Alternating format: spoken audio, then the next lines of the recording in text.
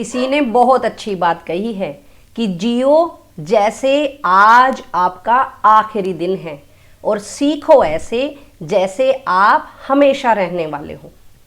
नमस्कार, मैं हूं अलका यादव और जैसा कि आपको पता है कि आज है शनिवार, that means one more joyful Saturday.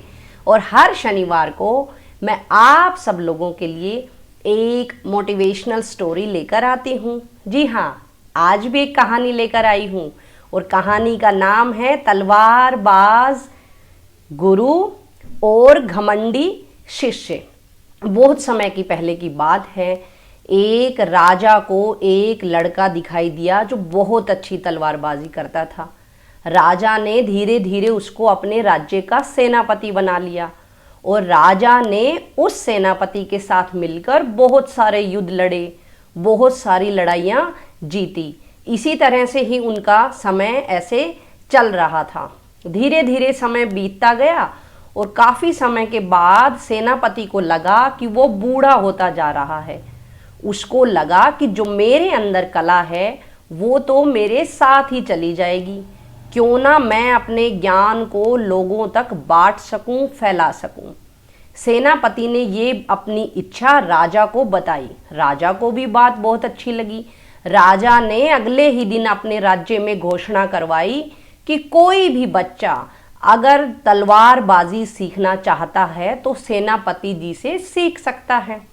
जैसे ही घोषणा हुई अगले ही दिन से भीड़ लगने लग गई और सेनापति छोटे छोटे बच्चों को तलवारबाजी सिखाने लगे।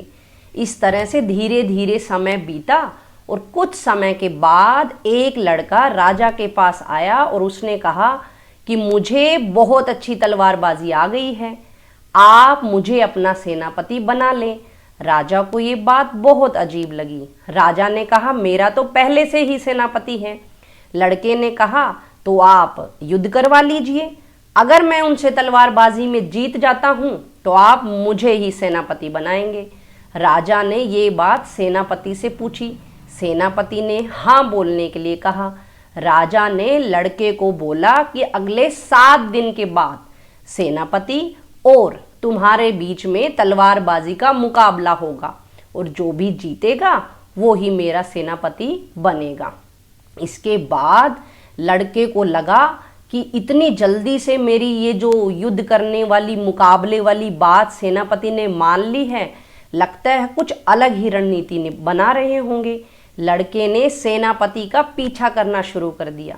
सेनापति एक जगह गए और वहाँ पर उन्होंने 15 फुट लंबी मयान बनाने के लिए आदेश दे दिए। लड़के को वहाँ पर सब समझ आ गया और लड़का वहाँ से गया दूसरी दुकान पर और लड़के ने वहाँ जाकर 16 फुट लंबी तलवार और मयान बनाने के लिए बोल दिया। लड़के को लगा कि इतनी दूर से ही मेरी गर्दन पर ही तलवार लगाकर मेरी मृत्यु करना चाहते हैं, सेनापति को मैं ऐसे जीतने नहीं दूंगा। धीरे धीरे दिन बीते। 7 दिन के बाद मुकाबले का दिन आया और जैसे ही वहाँ पर मुकाबले के लिए दोनों पहुँचे, लड़का तो अपनी 16 फुट तलवार निकालता ही रह गया मयान से और जो सेनापति था वो 15 फुट मयान तो लेकर गया था, लेकिन उसके पास जो तलवार थी वो छोटे ही साइज की थी। तलवार जो हमेशा होती है वही तलवार थी। इस तरह से सेनापति ने सीधे ही उसकी गर्दन पर तलवार रख डाली। लड़का तो इतनी लंबी मयान से तलवार निकाल भी नहीं पाया था और सेनापति ने उसके गर्दन पर तलवार रख दी। इस तरह से लड़के को पराजय का यानी कि हार का सामना करना पड़ा और सेनापति जीत गया। तो देखा आपने, इस कहानी से हमें क्या पता चला?